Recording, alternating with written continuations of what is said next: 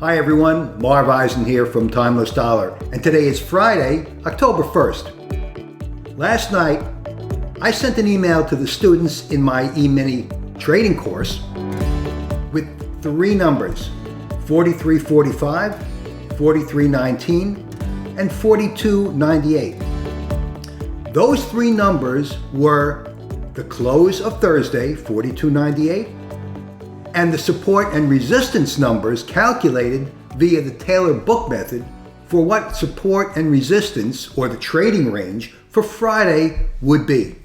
The market has just closed. It's about 4:30 on Friday, and those three numbers are represented on this chart by this trading zone, this box established by 43.45, 43.19, and of course, Thursday's close at 42.98.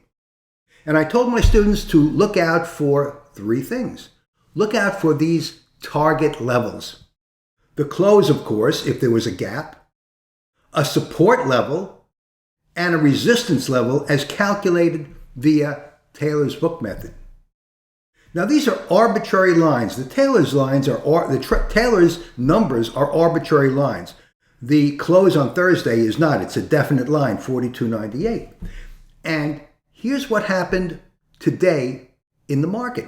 The market opened just below the support level, traded up to just over the support level, and then traded back down for a 20-point gain to close the gap.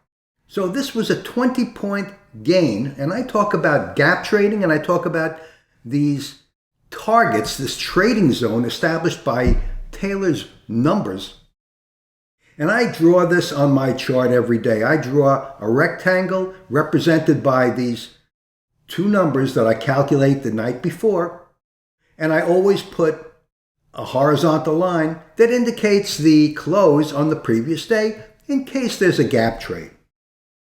These lines were all hit today. These lines can be or should be considered targets because every day the market has targets. And as arbitrary as these lines might be, the market mysteriously hits these targets more often than not. Now, of course, by 10 o'clock, the gap was filled for a 20-point gain.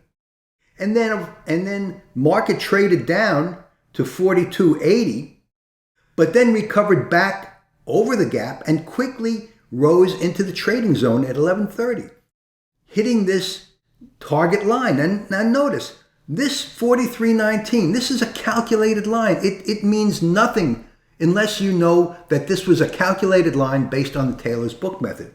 But the market obeyed this target.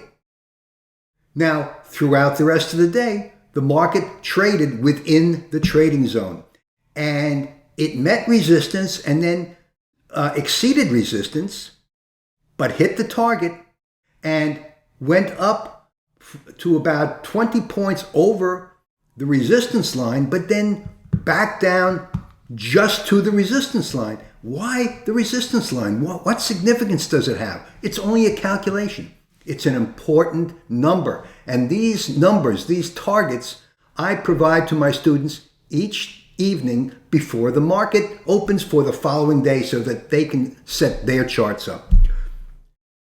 These numbers are not always accurate, but they're better than trading by the seat of your pants. And knowing these numbers and being able to establish this trading zone on your chart can make you a lot of money. There's no reason to trade by the seat of your pants if you have targets that you can shoot for, right? So while the market did trade outside the trading zone for a good part of the day, it did hit all three target levels. Check out my course at timelessdollar.com.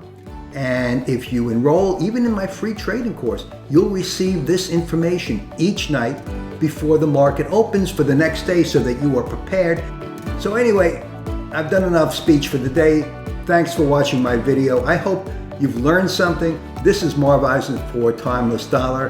Have a great weekend, and I'll see you on Monday.